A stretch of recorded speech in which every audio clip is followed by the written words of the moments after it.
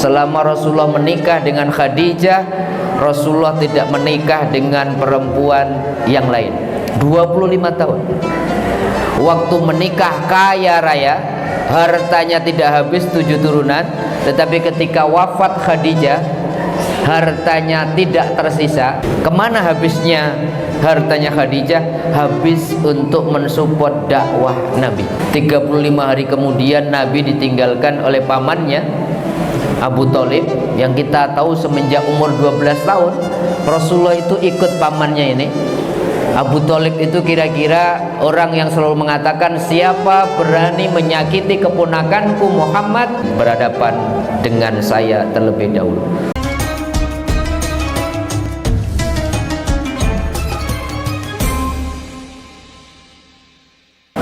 Rasulullah ditinggal oleh Sayyidah Khadijatul Kubra, istri beliau yang mendampingi kurang lebih selama 25 tahun setia.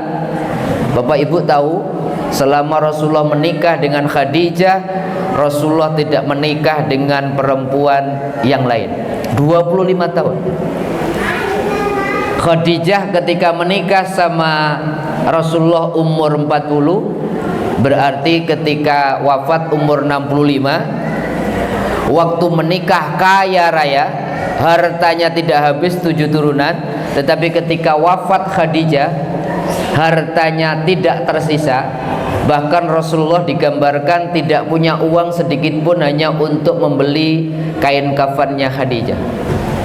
Kemana habisnya hartanya Khadijah? Habis untuk mensupport dakwah Nabi. Pasti Rasulullah sedih, kehilangan yang sangat, karena orang yang selalu meyakinkan. Ketika orang kafir Quraisy mengatakan Rasulullah Muhammad ini gila, Muhammad meracau, Muhammad ngaku-ngaku jadi nabi, dapat wahyu.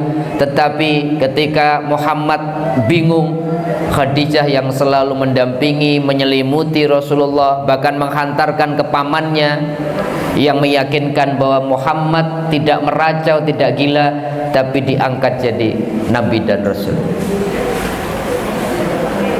Kesedihan Nabi belum surut. 35 hari kemudian Nabi ditinggalkan oleh pamannya Abu Thalib, yang kita tahu semenjak umur 12 tahun Rasulullah itu ikut pamannya ini. Abu Thalib itu kira-kira orang yang selalu mengatakan, siapa berani menyakiti keponakanku Muhammad, maka harus berhadapan dengan saya terlebih dahulu. Umur 80 tahun Abu Thalib wafat. Bertambah sedih Rasulullah, maka disebut Amul Huzni, yaitu tahun kesedihan. Tapi yang menarik, pelajaran pertama Bapak Ibu, ketika Rasulullah dalam kesedihan yang memuncak, ternyata jalan keluar yang ditawarkan Allah bukan makan yang banyak, bukan jalan-jalan ke mall, bukan holiday, bukan me time, tetapi hiburannya adalah hiburan rohani, yaitu peristiwa Isra dan Mi'raj. Artinya apa?